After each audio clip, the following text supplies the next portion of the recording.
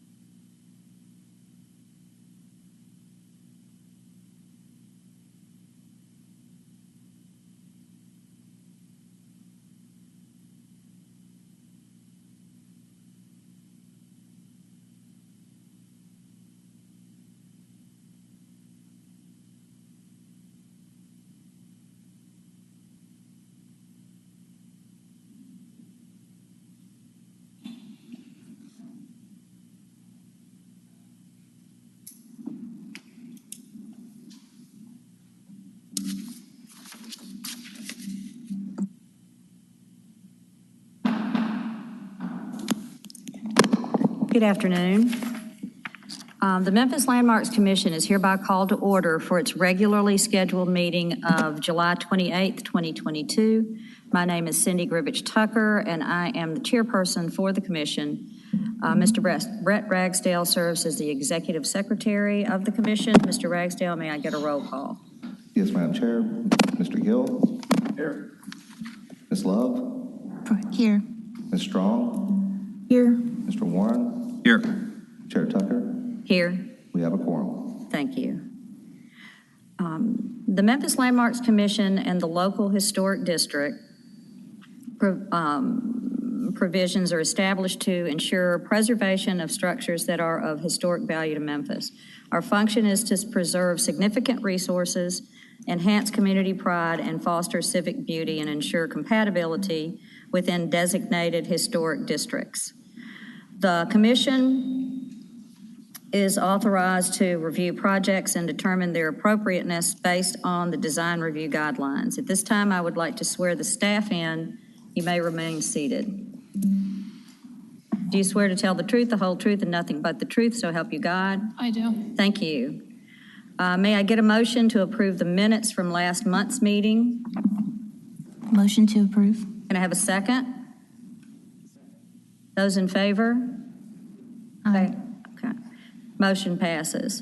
Mr. Secretary, please provide us a secretary's report, if there is one this month, and then explain the procedure for this meeting. Thank you, Madam Chair. I do not have a secretary's report, so we'll go to the procedures. Thank you. The procedure for this meeting will be as follows. I will introduce each case as listed on the agenda. Copies of the agenda are found at the right podium. For each case, staff with the Division of Planning and Development will give a presentation. At the conclusion of the presentation, the applicant will have 5 minutes to present his or her case. After the applicant's presentation, the commission will hear first from those speakers in support of the application, then from those speakers in opposition to the application, and the speakers will have 3 minutes each. And then finally, the applicant will have a 3-minute period to provide rebuttal. These times do not include time for questions from and answers to members of the commission. The chairperson may provide additional time, provided both sides are given an equal amount of additional time. All parties who wish to provide testimony to the commission will be sworn in by the chair. If a member of the audience wishes to provide testimony in support of or in opposition to a particular case on today's agenda, he or she will need to fill out speaker's cards for the record. Speaker's cards are available at the front podium. Once filled out, speaker's cards can be submitted to any DPD planner at the left podium. We do not need speaker's cards from the applicants since their names are already part of the record. After all parties have been heard, the commission will close the public hearing, make a motion, and then deliberate on the case. All motions made by the commission will be made in the affirmative. The bylaws governing the commission require the affirmative vote of a majority of the attending members to approve an application. The commission may also vote to hold an application for a period of 1 month. Madam Chair, I submit that all cases have been filed in proper order, all applicants have been notified of this hearing, and all notice requirements have been fulfilled. Thank you. At this time, the commission will establish a consent agenda. To establish the consent agenda, the secretary will call out each eligible case. If any member of the audience or commission objects to a case being placed on the consent agenda, he or she should do so by a show of hands when the secretary reads the case. Once the consent agenda is established, the commission will vote on all cases placed on the consent agenda as a whole and will not hold individual public hearings on each case. Mr. Secretary, which items on our agenda are eligible to be placed on the consent? Item number 1, COA 2022-063, 383 South Main Street in the South Main Historic District. And item number 3, COA 2022-069, 775 Tanglewood Street in the Cooper Young Historic District. And those are the two that are eligible for consent. Okay, thank you. May I have a motion to approve the consent agenda as established by the secretary? I so move. I would like to remind the commission that by voting on the consent agenda, he or she affirms that he or she has read the staff report and is in full agreement with the conditions. May I have a second? Second. Mr. Secretary, may I have a roll call? Mr. Gill? Yes. Ms. Love? Yes. Ms. Strong? Yes. Mr. Warren? Yes. Chair Tucker? Yes. Motion carries. Thank you. At this time, if you are here for any of those cases that were just put on the consent agenda, you have been approved. You do not need to remain at the meeting, but are welcome to stay for the remainder of the cases.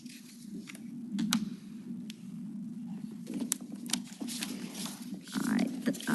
At this point, I would like to state that the minor COA applications as listed on the agenda have been reviewed and approved by the Commission.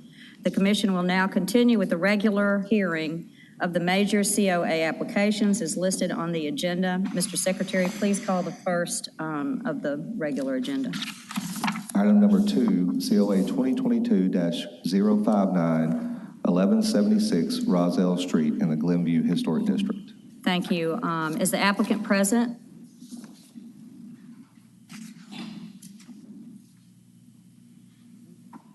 Madam Chair, I don't see the applicant, so maybe we roll this and just see if by chance we might get them. Okay. And then we can decide what to do after we hear the other cases, if that's okay? Sure. Okay. Then Okay. we will move on to our next item. Item number 4, COA 2022-073, 2103 Hallwood Drive in the Valentine Evergreen Historic District. Okay. Is the applicant present? Okay. Can you step forward?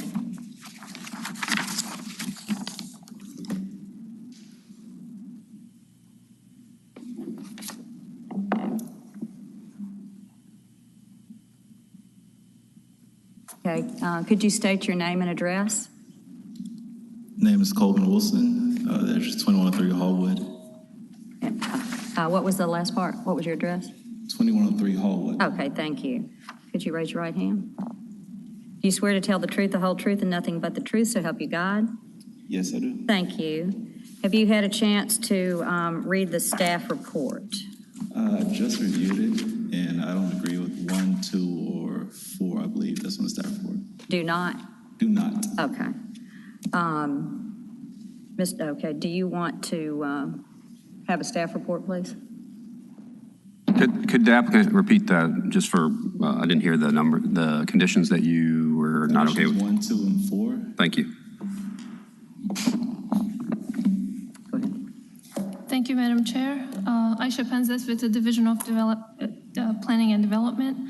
I'm presenting this case in behalf of my colleague, Ms. Margot Payne.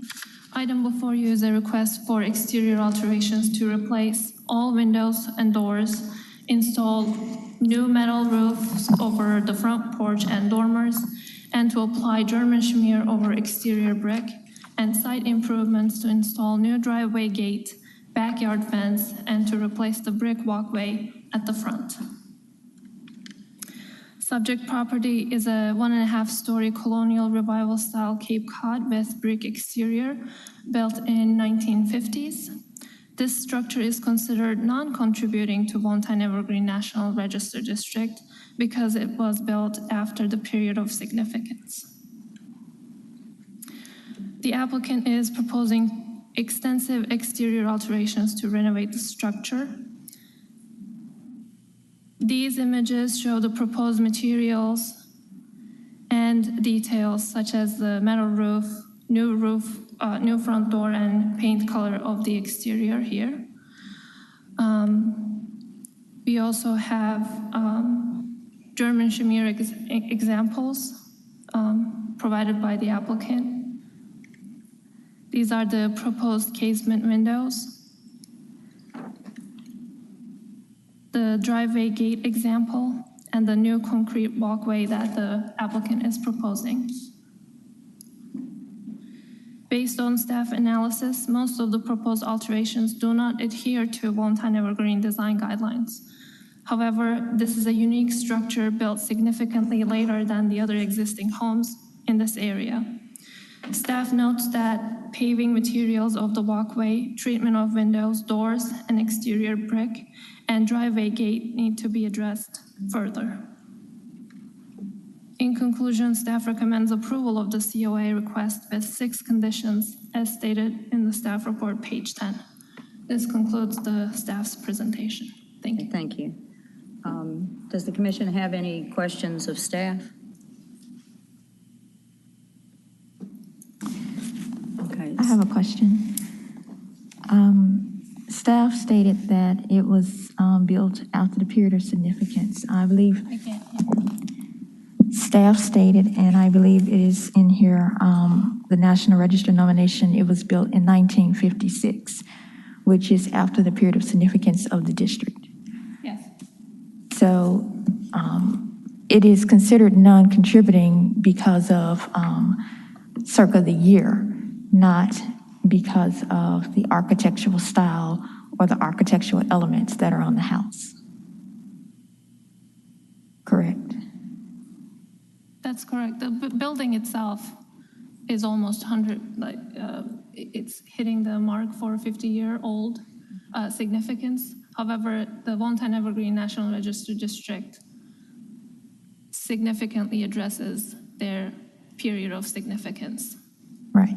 For earlier period of time. So it depends on the National Register nomination to be updated to include this property as a contributing structure to the National Register District. Right. And I believe for this particular district, the National Register nomination was done in 1996. And the latest one for the other districts was 2007. So if the nomination for this district was actually years later, it would have qualified for contributing because it would have reached the 50-year mark, correct? I can't speculate on that. It depends on the survey. It depends on what the National Park Service decides to do, to include or exclude certain structures from the district. And in the other districts, part of the Valentine Evergreen Historic District, there are Cape Cods or colonial Cape Cod revivals that are considered contributing to the district. Possibly, yes. Thank you. Are there any other questions from the commission for staff? Okay, thank you. You have 5 minutes to present or talk about your case. I got you. I think the main things of importance from your perspective and mine are the windows and the German smear of the brick. Solely put, windows, the more grids, the more expensive. Like the more moving parts, as this double hung windows, the more expensive. The casement windows that I want are a lot cheaper than the current windows that are suggested and being suggested by the board. And as far as the brick, there's you have to go to the property to actually look at it. There are several spots that don't look well. There'll be work and alterations done around the outside of the property. I may have to excavate some of the land in front of the property due to leaks in the basement, which can only be sealed from the exterior. So the bricks will get damaged. So a German smear would be nice to put there because we had to literally dig the ground up outside of the property in order to seal a leak to prevent the basement from flooding. So there's my stance. Okay, thank you. Do the commissioners have any questions for the applicant at this time? I do. Unfortunately, the staff assigned your cases on vacation, but that happens. Did you and the staff member assigned to your case, Margot, Ms. Payne, did you discuss this notion of contributing and non-contributing? Because my understanding is it's not as cut and dry as it's not a 1 or a 0, and I can elaborate on what I understand it, but I'm curious if you discussed it with staff and how that conversation went. We did not have a discussion about what contributes and does not contribute. Okay.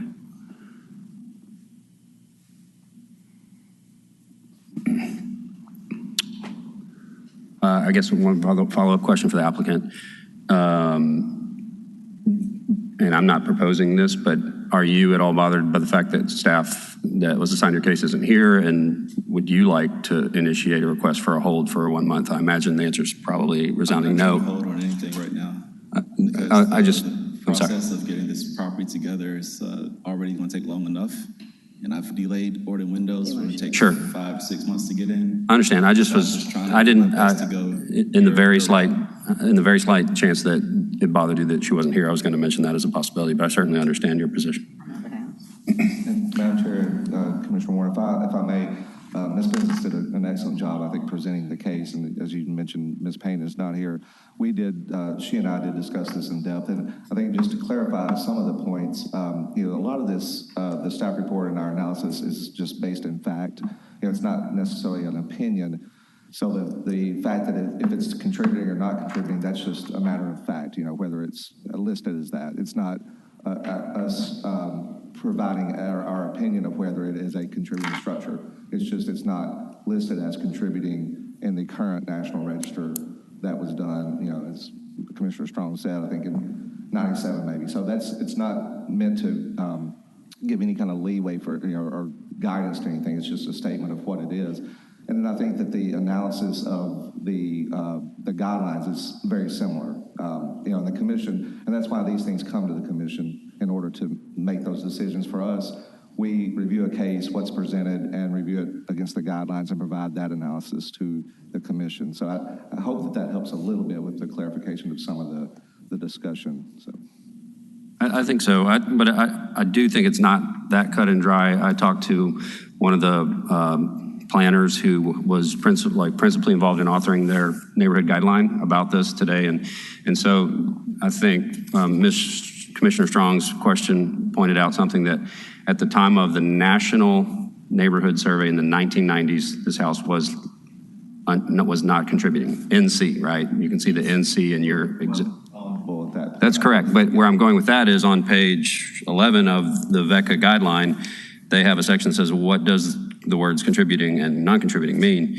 And it says, and you know, it goes on to say an existing building structure that retains enough architectural integrity to contribute to the locally designated historic district and was built during the period of significance for the historic district. So it's a little, I think what I'm getting at is that it can be contributing per VECA's guidelines, but listed as NC in the federal neighborhood survey. Right, and I think that's what I was trying to make is when we do these, we put that information in here for you to know what, you know, it's not a judgment on whether or not it would be considered contributing. It's just, it's not listed as contributing. And so, right.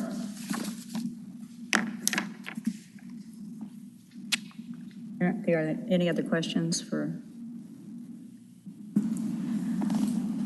For the applicant, currently you own 2103 Hallwood Drive, correct? Can you repeat that question, please? Currently you own 2103 Hallwood Drive, correct? That is correct. Have you owned any other properties in this historic district or in this neighborhood, Valentine, Evergreen?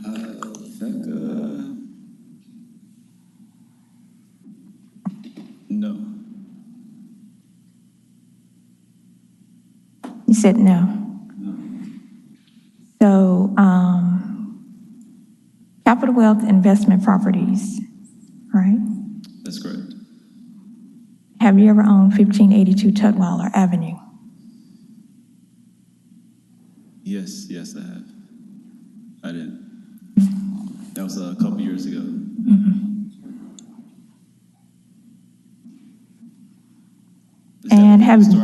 And 749 North Watkins Street.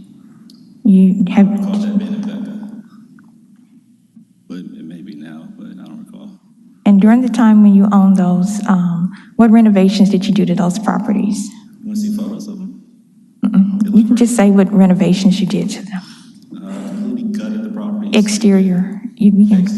Exterior alterations. Fixed the brick, mortar patched it, new roof, new siding, new fascia siding, and painted the properties, and new fence, side, driveway, new windows. So would you say some of the exterior alterations that you did are similar to what you're requesting to do on 2103 Hallwood Drive? No. Minus the German smear? No, it's going to be a completely different type of work. So did you make alterations to the exterior brick on those properties? Yes, I did.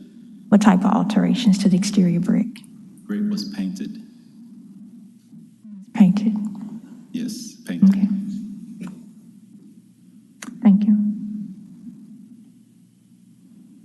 Okay, thank you. Any other questions? Are there any people in support or opposition? No, Madam Chair, I don't believe so. No? No. Okay, thank you. Thank you for the moment. At this time, I'm going to close the public part of this. Hi, Mrs. Wilson. Okay, wait, you got to state your name and address for me. Jasmine Wilson, same Hallwood address. Okay, and you raise your right hand. Do you swear to tell the truth, the whole truth, and nothing but the truth? So help you God. Okay, thank you. Thank you. So two things that I wanted to point out from the design meeting that we had last month. The chair of the Valentine Evergreen Association was a part of those calls, and she actually was a supporter and proponent of moving to a casement window because she felt it added value to the neighborhood. She also stated in her research about German schmear or lime washing or intensifying the mortar being options as opposed to brick, being in favor of that because those were not things that caused deterioration to the original exterior brick. So I did want to highlight those 2 points. I know that it was brought up about Mr. Wilson's painting of previous properties.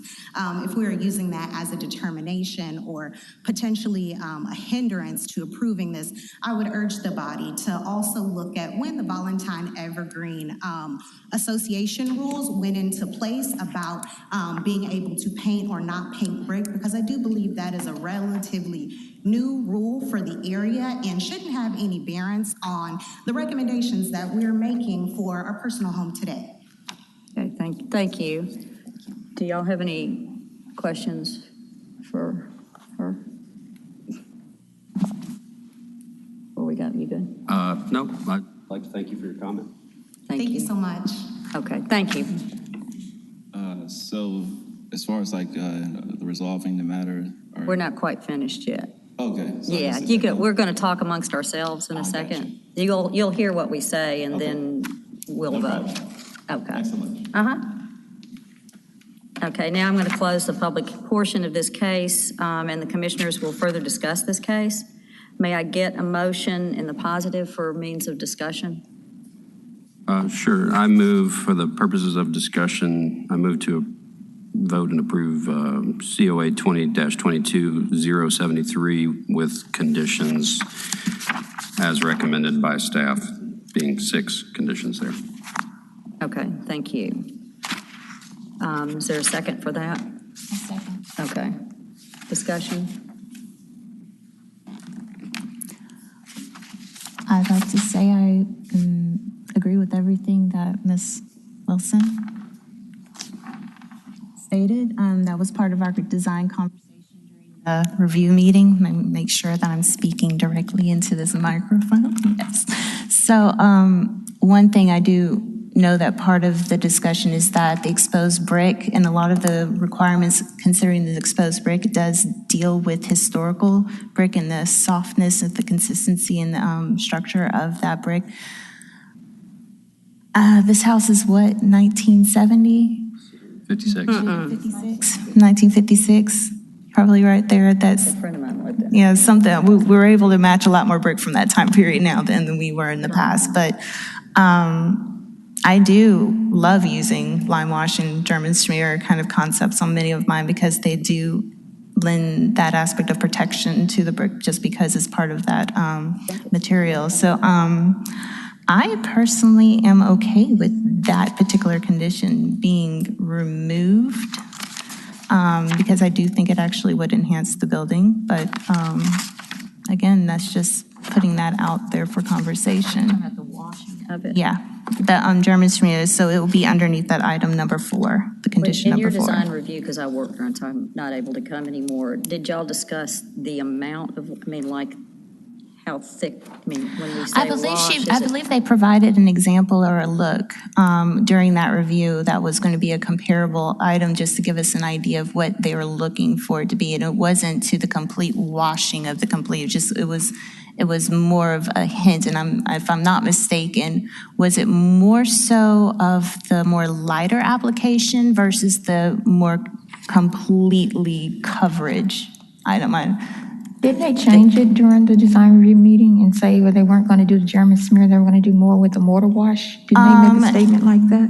I believe it went to, we backed up on it for them to have a more in-depth conversation with the neighborhoods association as to what they would want to do. I think that was the indeterminate of it, but at the time, if I recall, many of us weren't feeling like we were okay with the concept of using this versus a paint application that would better completely. than paint. But you know, so many of the new houses that are being built now take this as a means to, make it look older, but it Yeah, which doesn't seems like maybe that necessarily. would kind of fit a little bit more with our neighborhood. So in their guidelines, are you looking at them?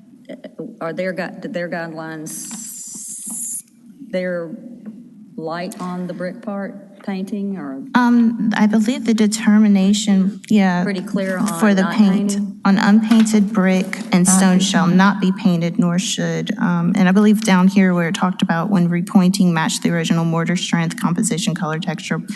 And as to the preservation brief, number 2, repointing mortar joints in historic masonry buildings. Historic bricks are often softer than modern ones. And if repainted with cement or cement mix, it will lead to spalling and deterioration of the brick themselves. So that was one of the concerns, and I believe that am I talking about this right, Peter? So, it seems like we had a yes and a no from staff as to the determination of how we should determine German smear falling in what category. And that was part of, I believe, the recommendation for that condition.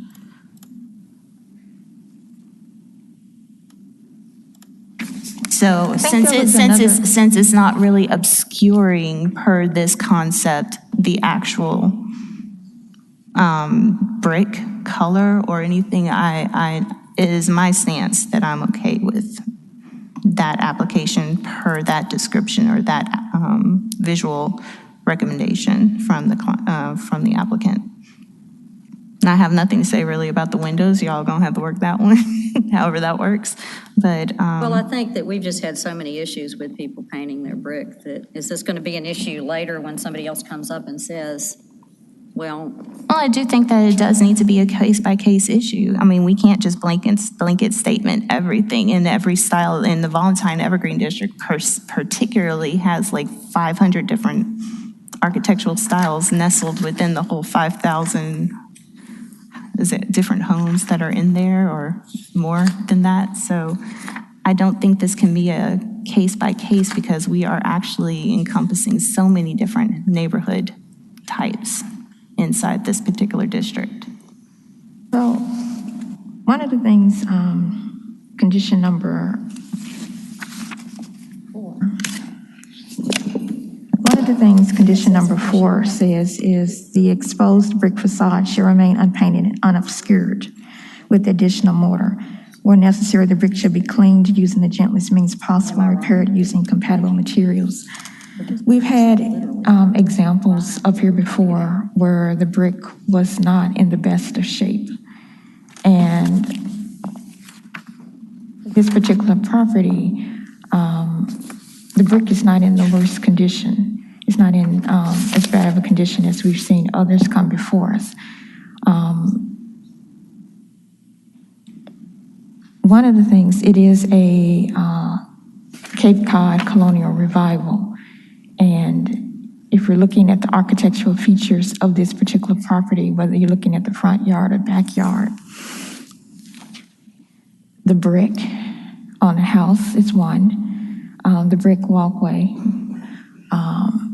and even in the backyard where they're proposing to do a new fence, it is totally a brick wall. So the bricks are architectural features in addition to the 8/8 windows. And when we look at the characteristics of the colonial revival Cape Cod, the symmetrical appearance, particularly with with the front entry. The chimney on the side of the house. The shutters that used to be by the windows are not there, but those are traditionally some of the architectural features, the gabled dormers. And this house, even though it was built in 1956, and for the street block itself, you mostly see Tudors of that style and nature. It has opportunity, or it is contributing if you were to go out and do a survey today, because you do find Cape Cod revivals elsewhere in the district. I think this could be considered a property that is sort of unique, or could be considered a gem amongst the Tudors on the street block. And the German smear, I think is a nice treatment, but I think a German smear on a Cape, Colonial Revival Cape Cod, I just think you normally find a German smear on a different type of structure, architectural structure. And I just think that's something to take into consideration. I agree. If I may, I think this issue before us is actually pretty simple. I do appreciate what the owner the applicant is trying to do. I appreciate their investment in the neighborhood. I think that any work they've done on previous properties is irrelevant, and I appreciate what I assume is his wife's point that the district was recently established. Back to the point about how I believe this is actually quite simple. For better or worse, I'm going to read some of the lines straight out of the guideline.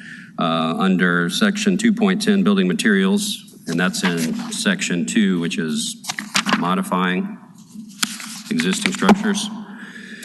Original material should never be covered. I'm going to move down the page. 2.10.1, alteration should retain and preserve original historic materials when possible. 2.10.2, alteration should not cover or obscure original facade materials. 2.10.4, alteration should preserve the original exterior cladding of the building. 2.10.5, alteration should preserve masonry features that contribute to the overall character of the building. It doesn't get much more clear that the guideline prohibits what's being proposed with respect to the brick. Personally, I mean, whether I like it or not, that's just what this says. With respect to the windows, I'm going to go to section 2.11. 2.11.4, if replacement of windows is necessary, new windows shall closely match the original windows in architectural style, dimensions, proportion, and arrangement of panes and sashes, shadow lines, and materials. So that's where we are, folks. I mean, that's the guideline. I think staff's recommendation was completely correct.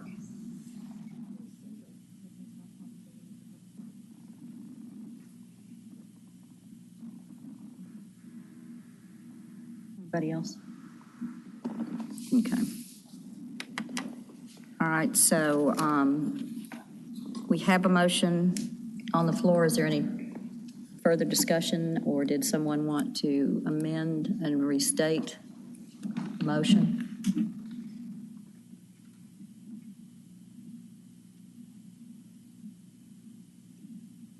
We can vote on it. Okay. Can you restate the motion? If anyone, was there a motion to amend? If anyone wants to amend a certain condition, then you can make a motion and then we can vote on that amendment. I didn't know if there was a motion made for that or discussion about amending anything. I know there was discussion about it. I just don't know if there was any agreement to that. I did have a little question about, particularly since one of the styles and one of the the very same board who did, in fact, push for all the guidelines of this was actually approved or accepted some of the changes. Particularly, we're talking about the casement windows, and it's still following along with the grid lines for it, and that was something that would actually be similarly appropriate to this particular style of Cape Cod. I know there are instances of some Cape Cod styles that do have this sort of wash that happens, but hey, did that happen before or after, or just in line? That's all personal opinions, very, very, for sure. But Is that something where this board is specific as to you have to make sure that exactly what is proposed or whatever has been removed must be replaced exactly with what it is versus something that could be still construed as being acceptable to the era of the building? And I guess that's a question for the board themselves, Yeah, I think. or even Brett, because Brett looks like he has a response for this. Well, I think I was going to, I think, answer part of that, and saying that, we do have guidelines, and guidelines are there to guide us, and the commission is here to make final determination. And I think some of the discussion was, if we set precedent, and we do, I know that sometimes it seems like we're doing that, but I do believe we do take things on a case-by-case basis, and what's before us, and what the structure is, where it is, what the state it is. And so I think that the board really has a lot of flexibility to make these determinations. And what we do is what I was stating earlier, we take the guidelines, we take what was presented, and we provide an analysis to the commission that helps in the discussion. And the commission with 5 members here today can deliberate and discuss those things and make whatever determination, really, whether it's guidelines or not. And so I think that gives you a little bit of guidance as to how this should be, considered. One comment I should have pointed out as I was quoting the guideline, it makes things less clear, but it should have been pointed out by me, is that with respect to all of those conditions related to masonry, or rather building facade materials under the 2.10, the word should is in every one of them. Should is in bold. With respect to the windows, the word shall was in that statement. And the guideline states that throughout the guidelines, the user throughout the guidelines, the user will see the use of should, which is interpreted as highly encouraged, and shall, which refers to mandatory guidelines. So that is... It's not can and... Well, that's kind of what Brett is saying, or it's definitely relevant to that conversation.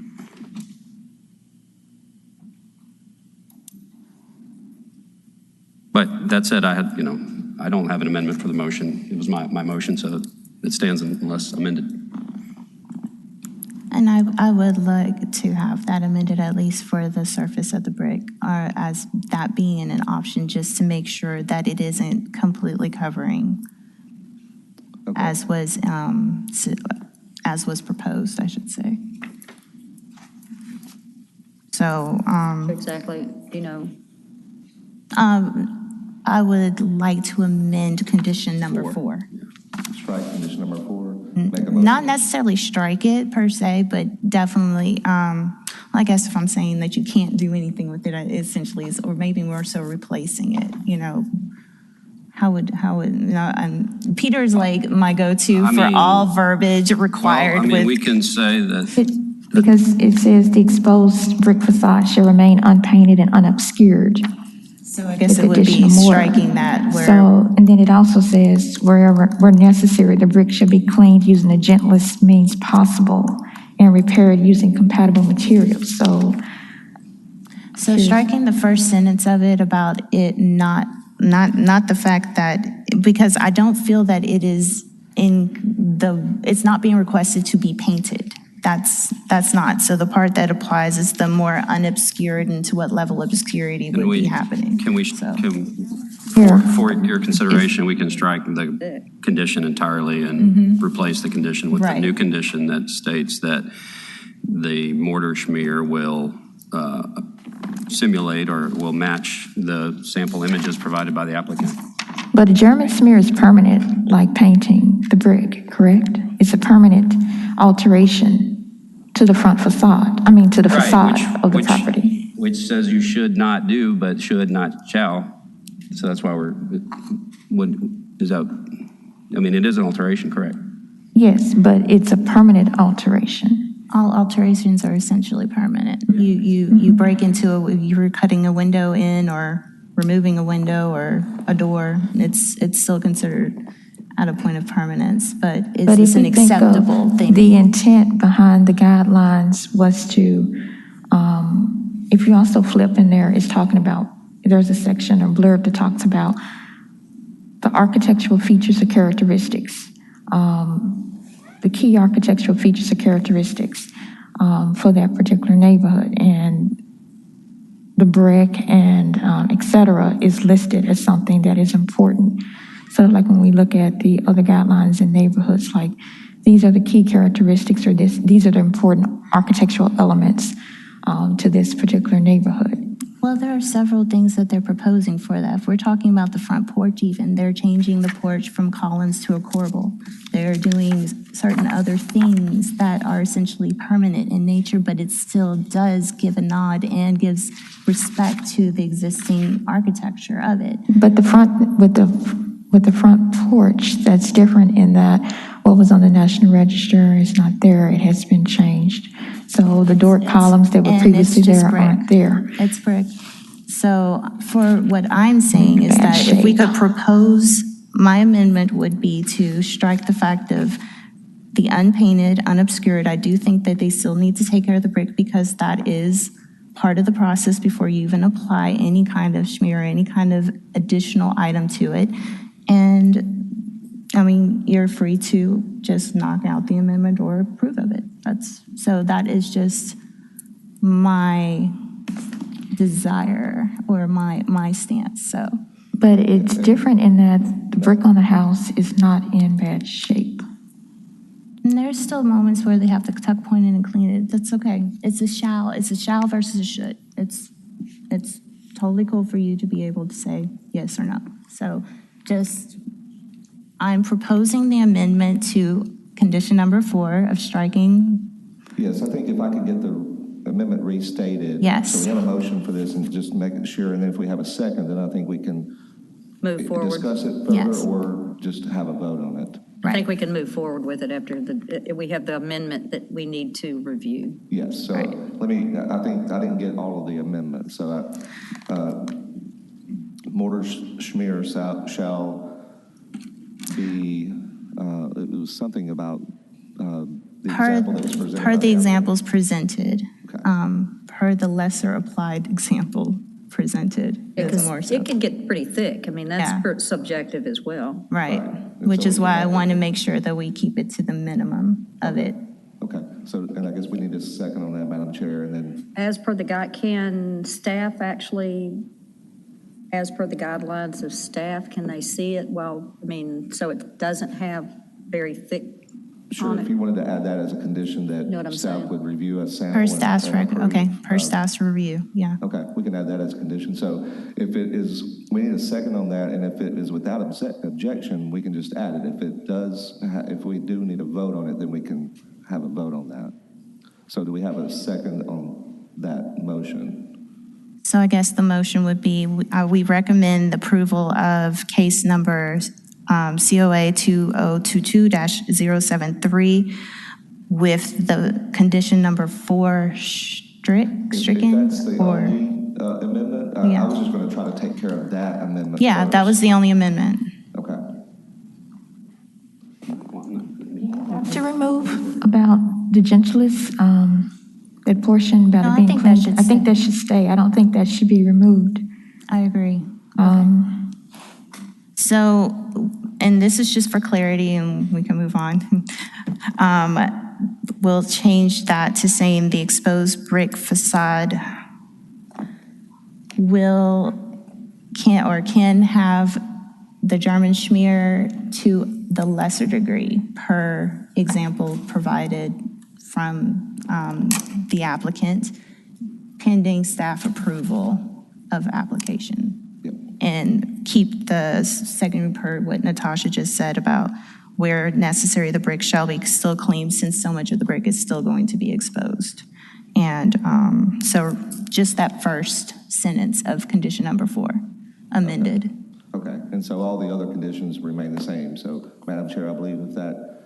Are you taking is the case- unobscured out? Are you taking that or leaving it in? We are amending that total first statement. The first sentence is But I do what's think being it's replaced. important for unobscured to remain because that is in the guideline. I'm sorry, I didn't hear that. Yeah.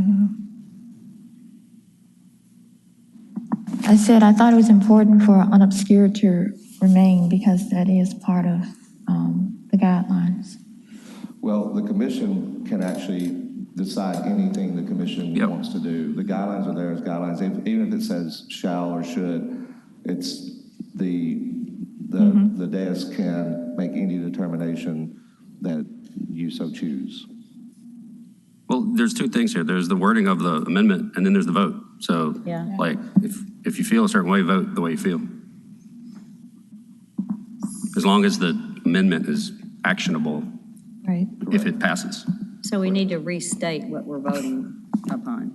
If we, He's got it. I think I've got it. You I've got it? Yeah, amending condition number 4 with the German Schmier. We have the Okay. verbiage we can add, so. Were you asking about something to do with 1, though? No, I think it got confusing. You used the word first sentence or something first. Like we're Okay. talking about the fourth. Amendment number 4. I got you. That's it. All right. All right. So shall we call for a vote? there's no other Does everybody discussion, know we what they're can- voting on? Has there been a second Yeah. on this? There has? There was a second. Okay. I mean, We, did you, no, we don't have a second on the amendment, so we do need that. I thought I got a second. Anyway. Okay. I thought we had a second on Well, I introduced it, so. it. Okay, go ahead. Second? Are you offering a second? No, I'm not. I'm Don't say asking, that word. I'm asking for her to offer the second. I don't normally offer first or seconds. And if we don't have a second, then Then it kills it it. doesn't move forward. Right. So the condition remains as it is. I move to approve, may I, Madam Secretary? I move to approve case COA 2022-073, subject to the 6 staff recommendations. Okay. Yeah, we have that and a second, so if there's no other discussion on amendments and they just stay as they are, we can call for a vote on that. I think we have an obligation to have a second and vote on that, don't we? Anyone? I think what's the rules go for that? I think so. Right, if there are no amendments, then we can, I'm getting confused. Just vote, right? Vote. Yeah. yes, Call for a vote. okay. Mr. Warren, Yes. Ms. Strong, Yes. Love, No. Mr. Gill, Yes. Chair Tucker. Yes. Motion carries. Can explain it to them. Okay. And Madam Chair, we do have the applicant here for item number 2. And so if you're okay, we can bring that up as the next Okay. case. Item number 2, COA 2022-059, 1176 Roselle Street in the Glenview Historic District. Okay, applicant's here, you said? Yes, Mr. Boyd? Yes, if you could come up.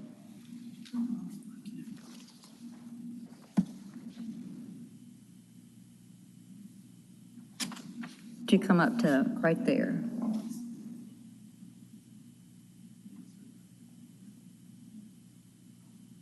Sir, could you state your name and address, please? Tom Beyondis Board, 1176 Roselle Street, Memphis, Tennessee, 38106. Okay, thank you. Could you raise your right hand? Do you swear to tell the truth, the whole truth, and nothing but the truth, so help you God? Yes. Thank you. Have you read the staff report? Yes. Are you in agreement with the staff report? For the most foremost, yes. One second. Yeah, the property, yeah, I'm in agreement. Yes, You're in agreement? yes, ma'am. Okay. Do we have anybody that's,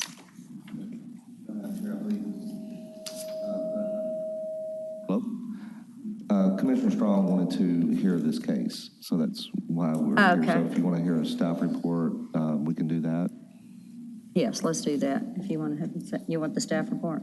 Yes. Okay. Thank you, Madam Chair. Aisha Penzis, Division of Planning and Development. I'm presenting this case again in behalf of my colleague, Ms. Margot Payne. Item before you is a retroactive request to replace windows, exterior siding, and repair the damaged roof of the structure at 1176 Roselle Street in Glenview Historic District. Subject property is a one-story Queen Anne-style cottage building built in 1915. The structure is considered contributing to Glenview Historic District. And this Google Street View shows the previous conditions of the structure before the applicant started the extensive repairs.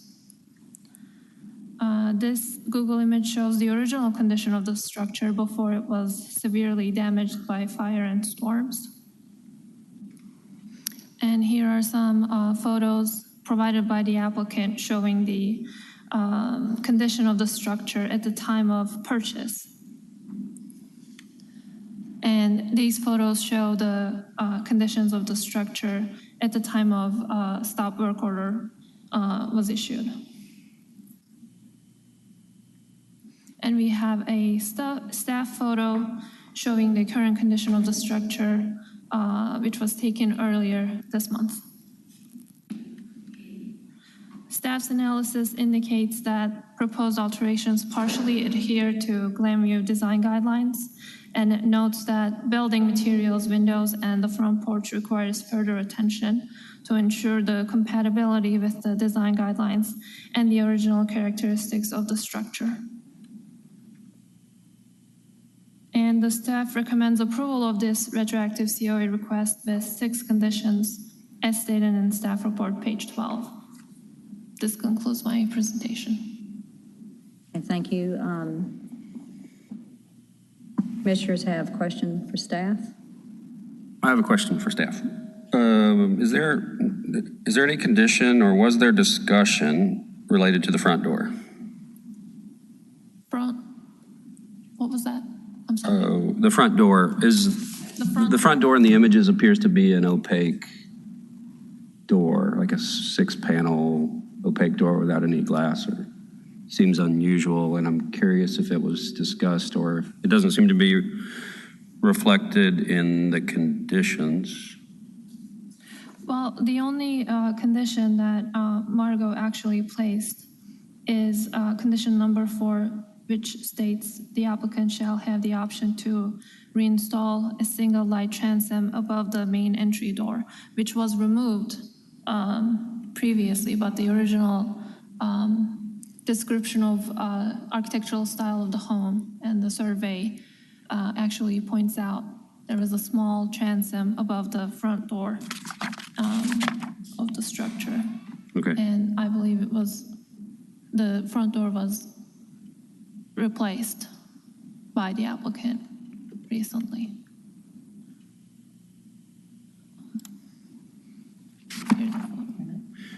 Yeah, so I guess, have the questions for the applicant occurred yet, or can't recall? Let her ask for Oh, right, staff right. Yeah, first. staff first.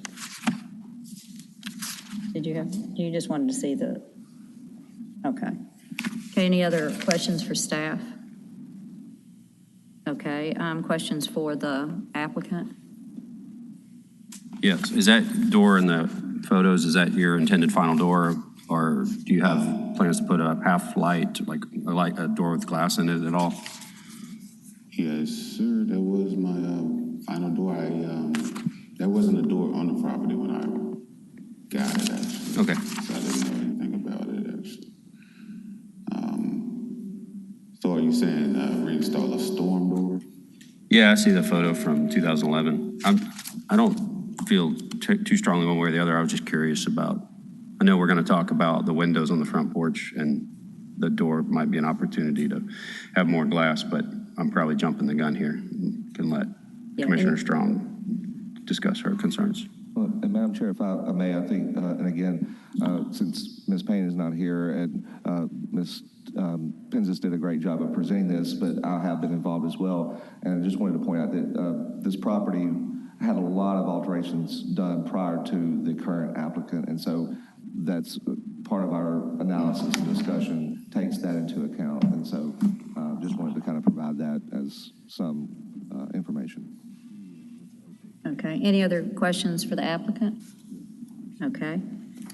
Okay. So I wanted to say that it's great to see this property, which is in the staff report listed as a Queen Anne, being brought to life or invested in. So that's great to see. And my question is, if staff could go to, I think, the Google Street View image from 2011, that's in the staff report on page 4. That one, thank you. My question for the applicant is just under the porch overhang or the partial porch, I believe what's being proposed on here, it was 2 windows or set of paired windows. And what's being proposed is to just have it as 1 window. And I would just like to hear from the applicant why going from 2 to 1. Well, when I actually purchased the property, they had originally put 1 window in the middle of that opening, in the middle of the opening, and boarded the rest of it. So I just, once my contractors started to actually fix the porch area, they just kept going up. I mean, they just covered it like the rest of the porch. Like I said, I didn't know anything about like historical districts and how things are handled in historical districts. So I thought that, they were good to go until I got the stop work order on the property. And by then they had already completed the porch, not for the most part. So yeah, they covered it prior to me even knowing that I had to put 2 windows back in. I had an estimate to see about taking my wood out and things like that. So I don't know if hopefully I don't have to do that, but I know they told me to reinstall a window over here, 2 windows, but the porch was something to discuss in the meeting. So I just came to see what I could actually do. Could I keep it the way that I have it, or is it mandatory that I change it back to 2 windows? And could staff go back to the image from the Google Street View? So had you had a chance to see the before image on like the one from 2011? Obviously, when you purchased the property, it wasn't in that state, but had you had a chance to see this image prior to the staff report or see it in this state? The first time I seen how the house looked, I think it was, what's her name, Miss Payne? When they were sending pictures in the email. I didn't necessarily see it prior to that. Once I got the stop work order, I came down and spoke to them. Then I was contacted by Miss Payne, and then I seen the pictures. So that's the first time I actually seen how it looked previously. And from that, it seems more symmetrical or more symmetry with the paired windows under the gable and then on the partial porch. It just seems to maybe show more, it gives the house more features than just paring it down to 1 window. Would you be open to having it, the paired windows on both under the gable and also under the porch overhang? Well, the gable, yes, I can reinstall the double windows. I will have to, it will be a while before I will be able to actually put a window back in that place, because the tear down and the rebuy materials and buying a double door, that's going to be pricey. For the part of the porch that's already finished. Now, when the stop work order happened, luckily they hadn't gotten past the window under the gable, so we just left it where it was until today, hopefully. But that is supposed to be reinstalled, yes. 2 windows up under the gables. you. Okay. Any other questions?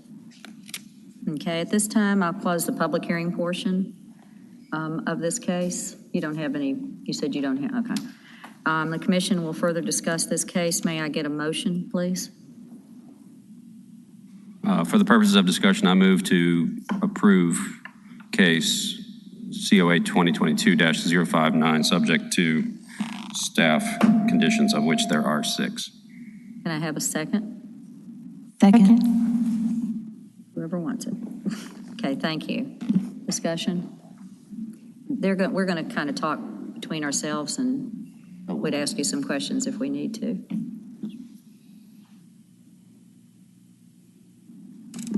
I'm good with staff recommendations. I think I am as well. I agree. Okay. Did you have any other? I think it would be nice if it could have the paired windows under the partial porch, but if fellow commissioners are going with staff recommendations, then it's not part of the staff recommendations, so. You'll go with the staff recommendations, isn't it? I think it's an opportunity to, obviously the house went from contributing to non-contributing, and so it's great to see it being brought back to life, and I think it could be brought up to the standards it was when it was on the National Register if the paired window was also on the partial porch section, because right now this is the only thing that's going to be paired, and this one is going to be single, but any other? I think, Madam Chair, if Commissioner Strong wants to offer that as a motion and amendment, if it gets similar to the last case, there was a motion made for an amendment. It did get a second, so it didn't move forward. Correct. So we could either call for, if Commissioner Strong wants to do that, or if Or she vote doesn't. as is. If not, then we can just move for a vote on the case itself. So I guess that's the next step. Yeah.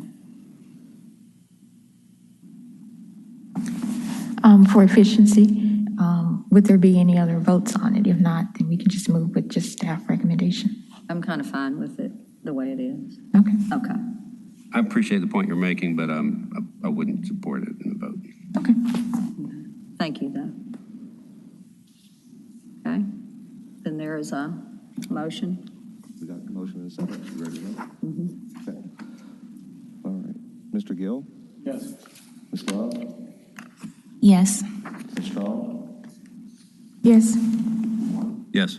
Chair Tucker? Yes. Motion carries. Thank you. You're past the way it reads. You can I'm sorry. talk to staff and they'll explain it to you. Ms. Penzis can explain to you. But yeah, it was approved as conditioned. So Ms. Payne will be in touch next week on the approval and moving forward. So.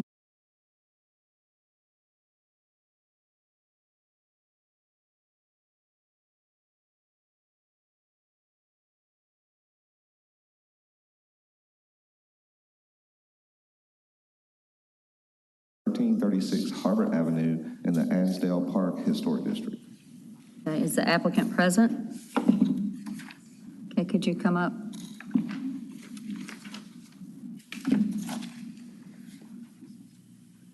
That's the applicant. No, I don't care.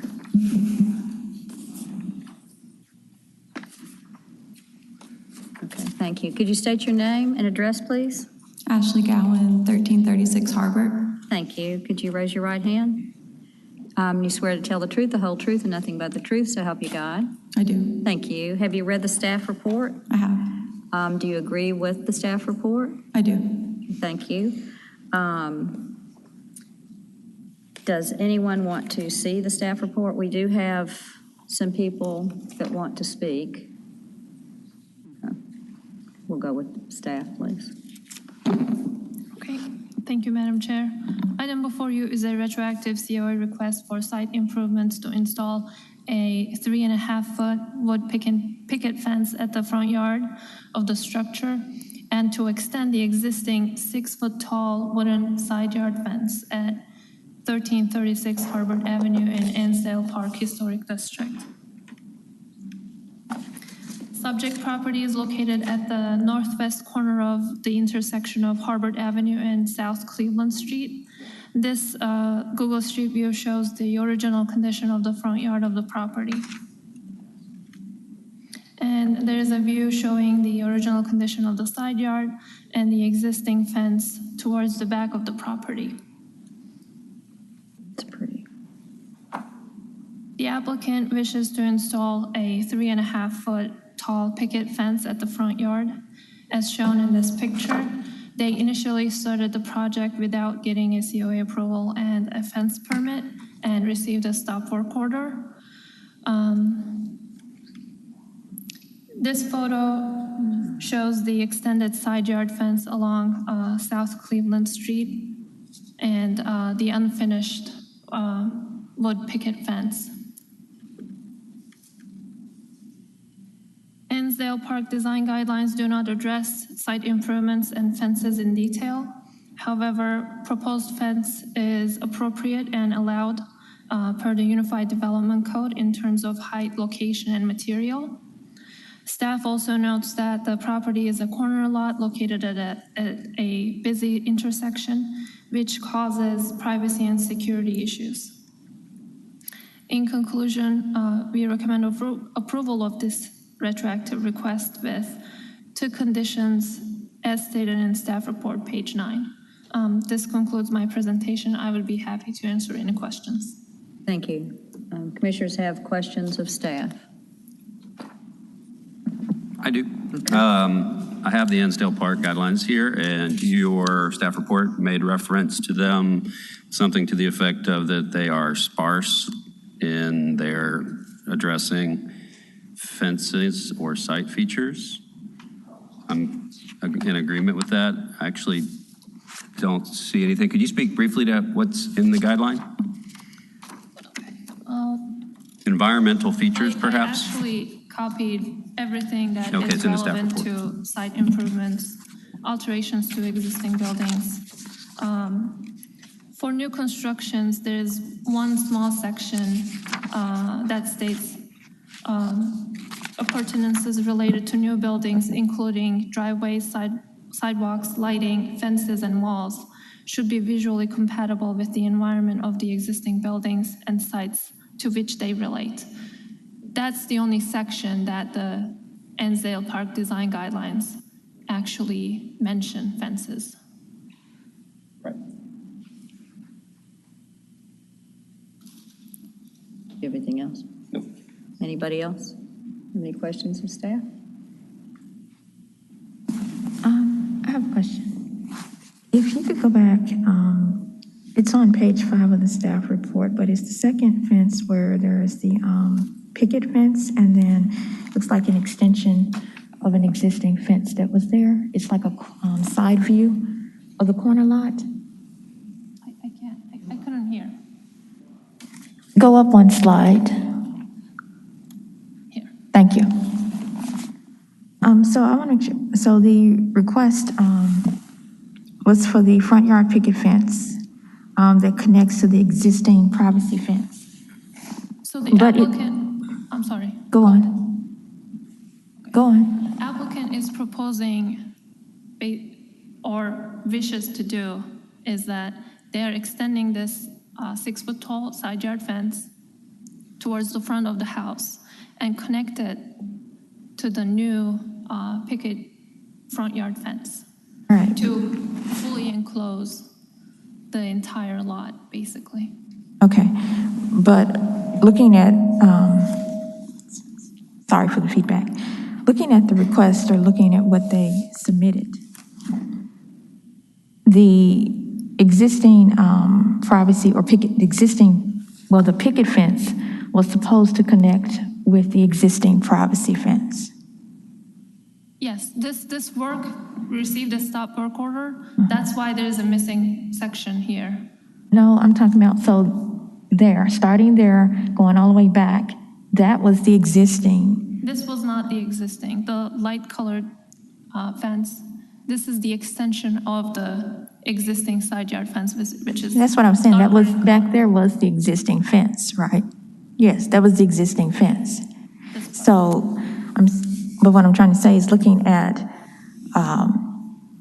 the application or what they put in, the picket fence, if I'm reading the application based on what they wrote, the picket fence was supposed to extend back to the existing fence back there. I'm looking at page 11, the record summary for the COA. You're correct.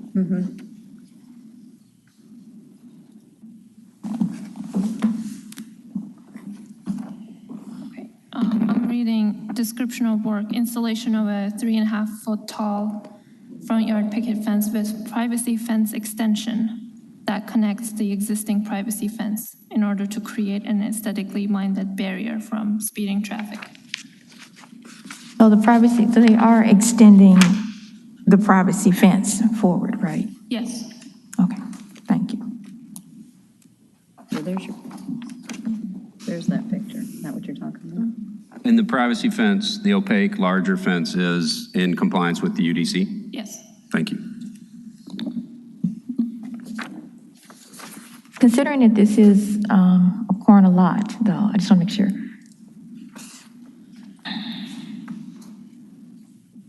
Is it Cleveland,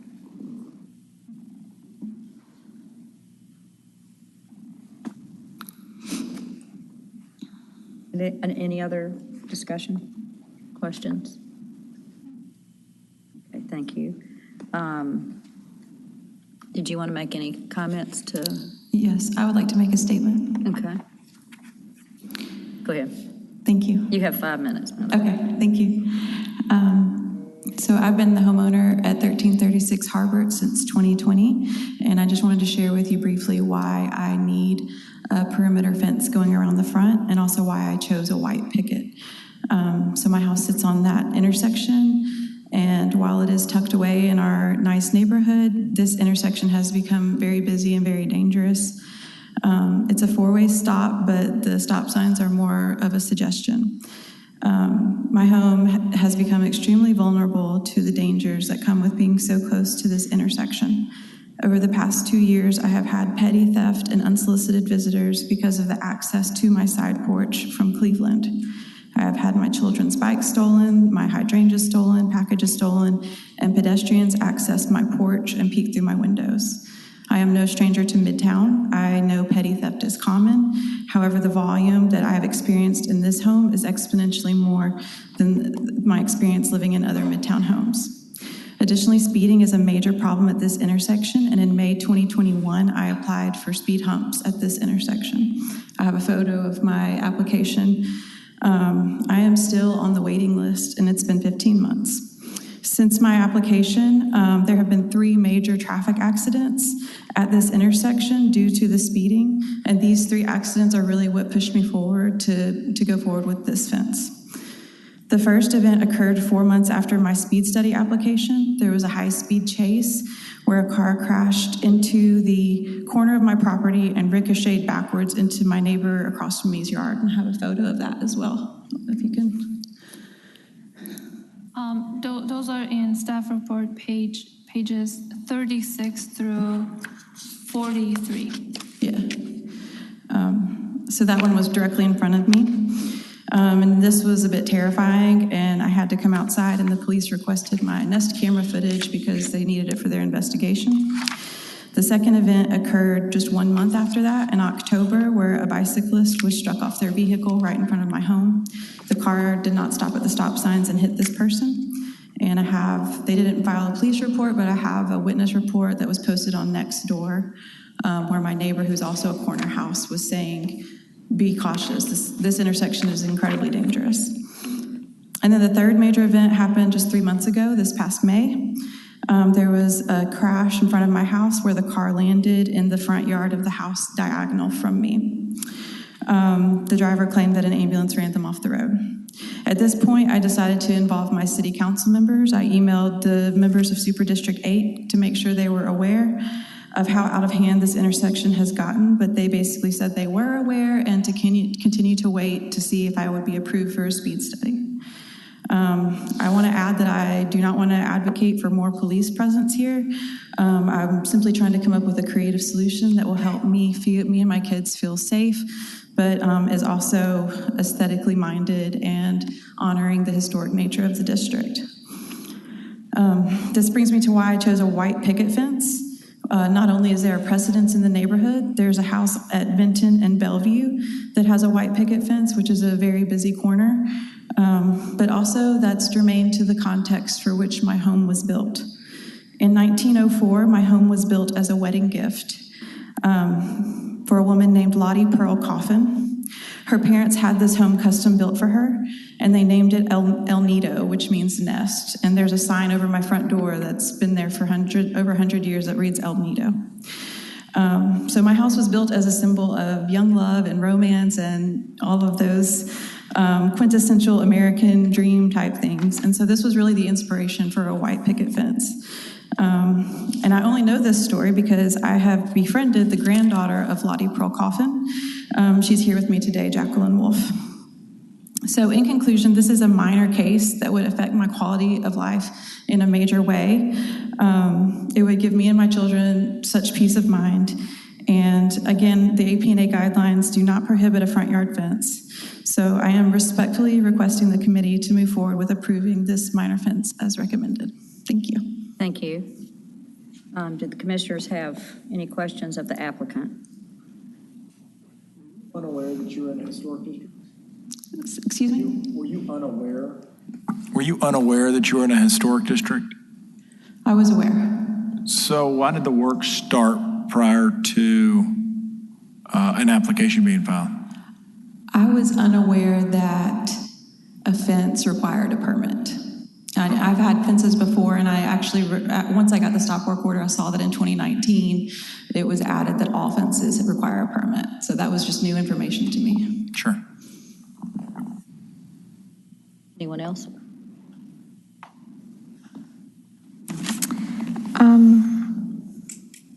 The part of the fence that's extending, I want to make sure.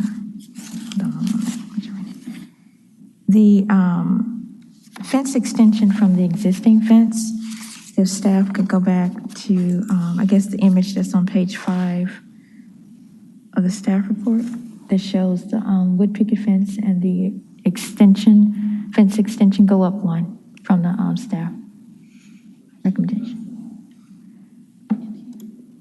Thank you. So could you speak to why you did not want to extend, why you didn't extend the picket fence maybe back towards the second columns on the porch? Because it looks like it's gonna connect where your columns are. Yeah, this is not a great angle, but it is in line with that column. I'm talking about the second column closest to the, go over one, go back. These ones? Right there, yes. I'm sorry, what was the question? Was there a reason you didn't extend the picket fence, the wood picket fence back to that point? To move the picket fence back there? Yes. Which is still part of the front porch, right? Where the column is, where the arrow is pointing? Yeah, that's just where there's steps right there. That's where people are accessing my porch from Cleveland. So that would still be visible from the road. Thank you. Is that all? Thank you. Okay. At this time, we have some opposition and support. I'm going to call Ms. Wolf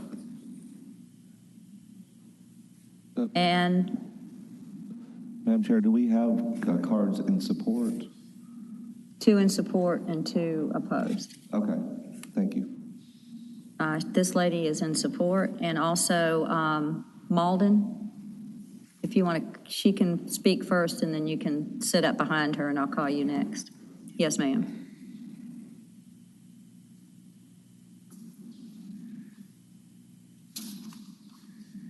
Could you state your name and address? I'm Jacqueline Wolf. My current address is in Carterville. I formerly lived next door to 1336. Okay, what's your current address for the record? 672 Wheatley Cove, Collierville, Tennessee. Okay, thank you. Would you raise your right hand, please? You swear to tell the truth, the whole truth, and nothing but the truth, so help you God. I do. Thank you. You have 3 minutes. I'm sorry? You have 3 minutes to speak. Oh, I was told that if that house originally had a picket fence or a fence, that it would be grandfathered in. And I have several photographs of the fence that was originally around the house. If anybody's interested in looking at them, it'll prove that there was a fence. This was my grandmother's house.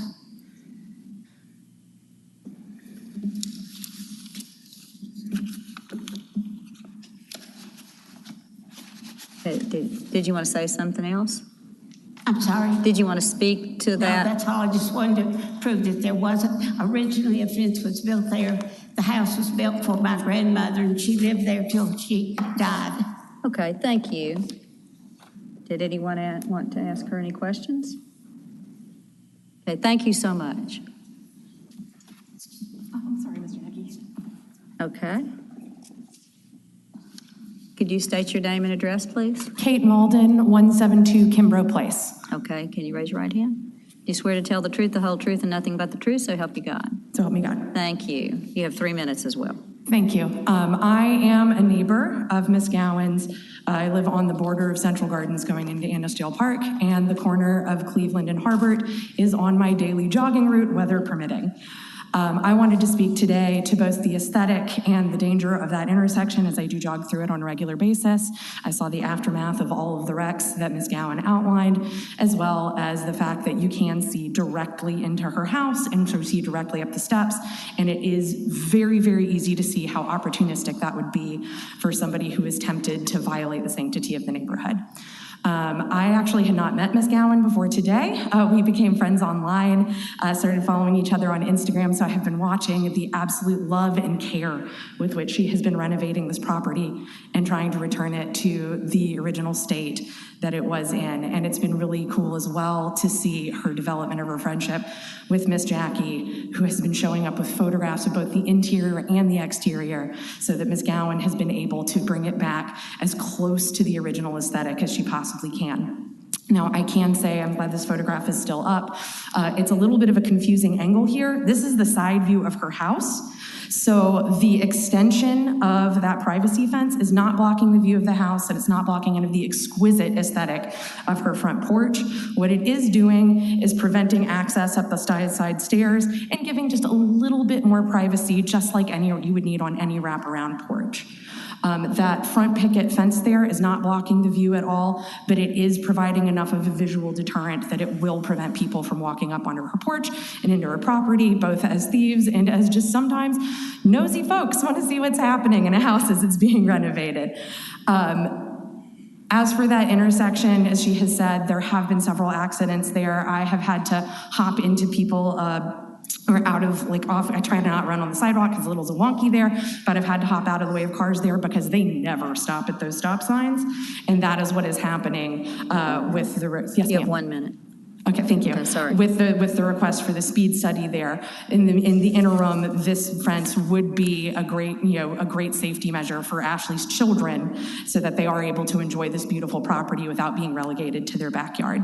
Thank you. Thank you. Do y'all have any questions for the speaker? Oh, no, you're good. Thank you may be seated. Okay. Glenn, is it Bowl? If Kathy Winterburn can go first. Okay. Kathy Winterburn?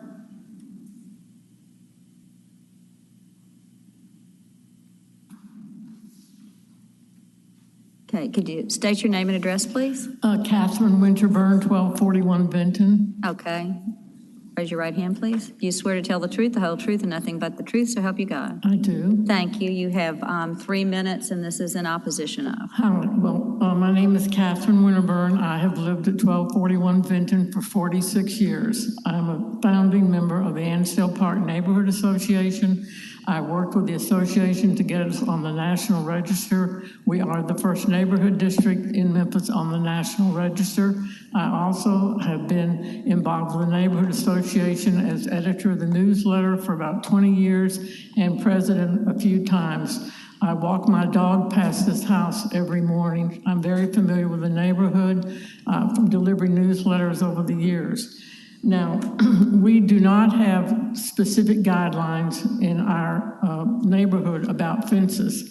We're remiss in doing that, but we're working on it.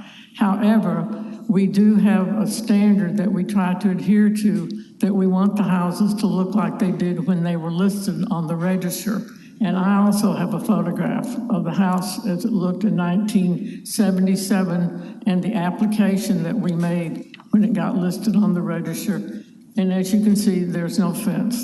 And there have not been any fences on Harbor Avenue in the 46 years since we were listed. And I have also gotten signatures from people. Unfortunately, I did not get them in time to send them in, but we have opposition signatures from people on Harbor, a petition. And in addition to that, if you read the application, you will note there are no people in the neighborhood that are approving or in favor of her fence. All the people who wrote an approval do not live in our neighborhood. And one thing, I called Ms. Goen about 2 weeks ago, and I asked her if she would consider a compromise, that we leave the fence along the side, but that we get rid of the fence in the front and around the other side. And she said no, she did not want to do that. So I'm here today asking that you help us create this compromise. And I can tell you from all the other, and I sent in photographs, the other houses along Cleveland Avenue, they do not have fences like this. Their fences usually end at the back of the house or at the back of the porch. And so she's setting several precedents by getting this approved. And so I ask you to really work to help us create this compromise. And our neighborhood association opposes it, as well as 13 other people who are on through signatures, and with Glenn and me being present here. Okay, thank you. Do you have questions for the speaker? I do have one. What was your position on what you presented to the owner on how to? I just asked her, excuse me, I said, would you be willing to compromise and go along the side? And she said, no, she would not be willing to compromise. Okay.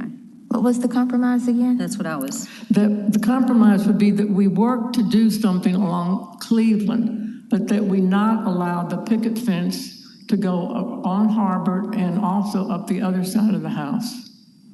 So in other words, just have the fencing on Cleveland. I mean, and the picket fence she's referring to in the neighborhood has been there since, I don't know, maybe since the 20s.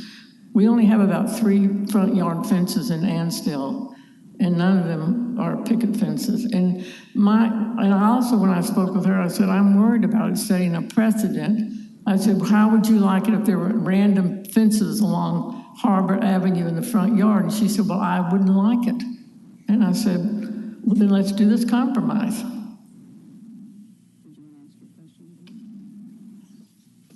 Okay, anybody else?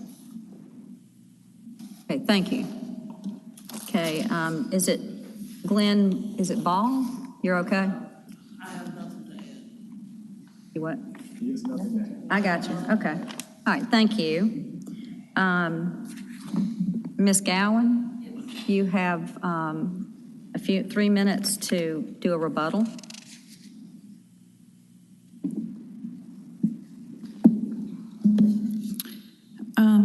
I was not going to bring up the phone call that I received from Ms. Winterburn, but I will now since she brought it up. I am unaware of how she got my phone number, but she called me and was very hostile.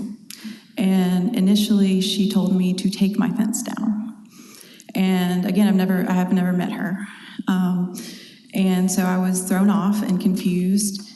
And I just said, I'm working with the Landmarks Commission. I've already applied. I don't really know what I can say. And she said, as a compromise, will you just have one side up? And I said, would you explain to me what is offensive to you about having a front yard fence? And she said, well, it sets a precedent. And I asked her for compassion that I am on a very busy corner and I'm a single mom with 3 kids. And she said, I'm sorry you're having a tough time with that corner, but I said, I would compromise. I would not need a fence at all if you would work with me and getting the city to address this intersection, because it's incredibly dangerous. And she belittled me and said, no, she would not work with me on that. So that is the true nature of the unsolicited phone call I received. I genuinely feel this is being catastrophized. It's a white picket fence. It has nothing to do with the actual structure of the house. This is simply a safety measure. In 1904, when it was built, I highly doubt they foresaw cars being piled up into front yards and all of the crazy accidents that I am witnessing today. So I believe there is a way where we can coexist while acknowledging the great history of the district and the neighborhood, while also giving the homeowners peace of mind in our car-dependent society. Thank you. All right, thank you. Yes, ma'am. We have Ms. Gowan. All right, we have a. That's okay.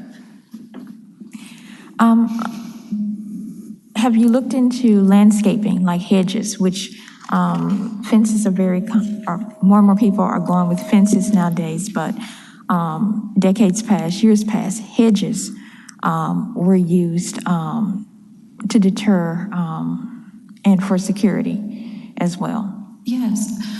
In my application, there's a landscaping plan. I'm working with Quality Landscaping, and they designed a hedge just didn't seem to fit the character of my home. So they are working with me. It's going to be climbing roses. So essentially the fence is a structure to uphold climbing roses. So it will still be see-through, but it will not just be a solid fence and it will not be solid landscaping. It will be like a mix of both at the same time.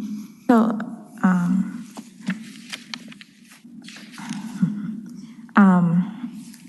hedges deter entry, or they sort of block, or they hedges, not shrubs, but like hedges, were previously used in place of fences back in the day. Around, front yards and landscaping too. It also adds to the property or aesthetics, but it was used as a form of security. Fences are more prevalent nowadays, but that's why I was asking, you're saying roses, are they going inside or outside the fence?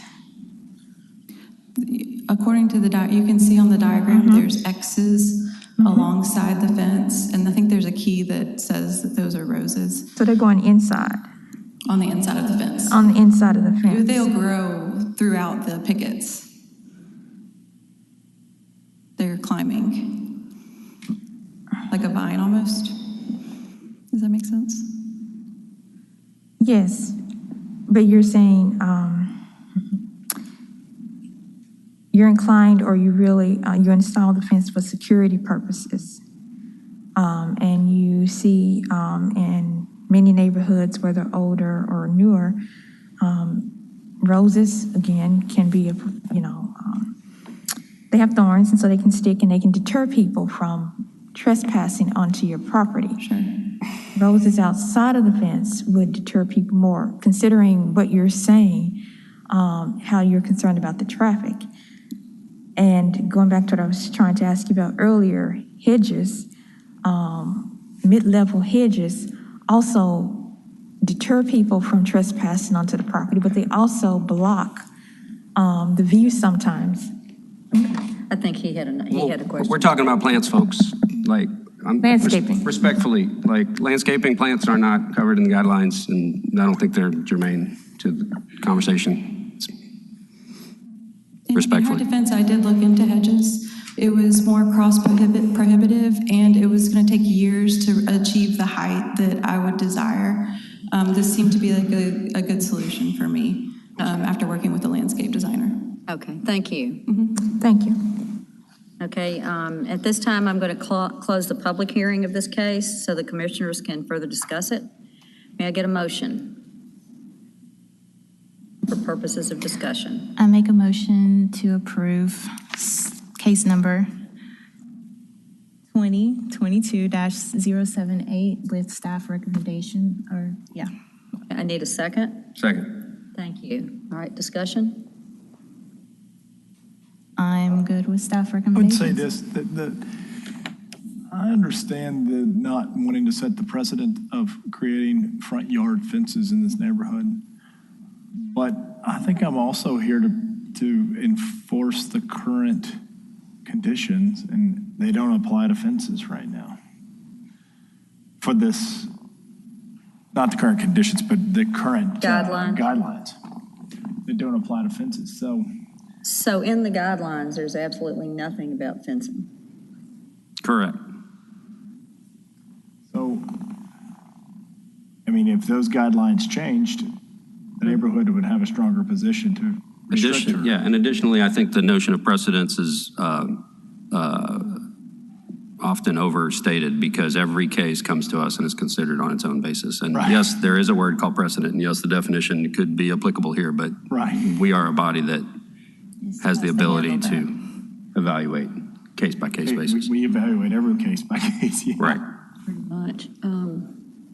I'm personally good with this staff's recommendations. Yep. I mean, personally, it wouldn't, I understand too, it wouldn't be my choice to have that fence there because it's such a lovely house, but I know where it is, and it's a tough street to live on, I would agree. I prefer not to see the picket fence. Yeah. I'm fine with the side yard fence for privacy and protection, just based on the right of way. Yeah. As an architect, I would say that these corner houses are challenging. Side yard fences are, if you're on a corner, your backyard is facing a street, and that's a tough ask. And the city is full of opaque fences that come into the front yard. Staff has been very diligent to verify that the opaque privacy fence meets the UDC. It's allowed by right. So we're literally talking about a white picket fence, which looks like it could have been there from the beginning. It's not addressed in guidelines. And I personally want to apologize to the applicant that this has turned into this catastrophic scenario. I feel the same. It's almost a minor out of respect and, showing that we listened to our constituents, that was asked to be made a major, and it was. And my only other thing is I agree with everything everybody says. I don't think, though, that in relation to safety, as far as personal safety, yes, but as relation to a car going through it, it's not going to stop it. No, I think this is more of a visual deterrent. From going over. And I think we don't need, we tend to stray and talk about crime, litter, trees, drainage, traffic. Let's But not. that was brought up in the presentation. Oh, yeah, the That's why I picture would addressed it. destroy her fence. Right. I would also like to make mention that this is a picket fence. It's very simply, it's also something that's actually more, in general, temporary in nature. So in the future, this could be removed without there being too much issue to the home or the character of the street or anything like that. So just. Yep. And I think old neighborhoods need young families. And, again, I guess I should back up because I'm straying into the area that I said is irrelevant. So let's vote. Let's vote. Okay, we'll call for a vote. Mr. Warren? Yes. Ms. Strong? No. Ms. Love? Yes. Mr. Gill? Yes. Chair Tucker? Yes. Motion carries. Okay, I think that's all for, all right. So are we done? Let's see. Hold on. Do you have any new business? None? We do not. Nothing? Okay. The next meeting is Thursday, August the 25th. May I have a, Adjourn. Go vote if you haven't. oh, yeah, for sure. Motion to adjourn? Meeting adjourned. Yeah.